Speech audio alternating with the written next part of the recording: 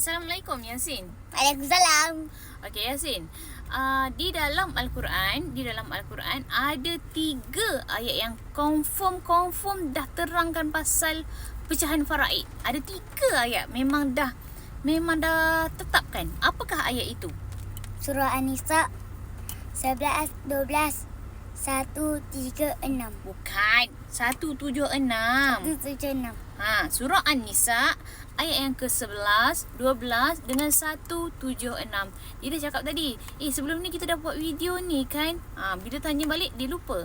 Sebab itu kita kena selalu recall, kita kena selalu ulang kaji balik tentang ilmu yang kita belajar. Sama juga dengan saya pun recall balik apa yang saya takut saya terlupa. Okey, jom sama-sama kita pelajari ilmu faraid, kerana ilmu ini adalah ilmu yang mungkin ramai kita punya ulama-ulama akan dimatikan yang memang tahu tentang ilmu faraid. Jadi kita ambil ilmu-ilmu daripada mereka untuk kita sebar-sebarkan ilmu ini kepada anak cucu cicit zuriat kita, keturunan kita seterusnya. Wallahu alam.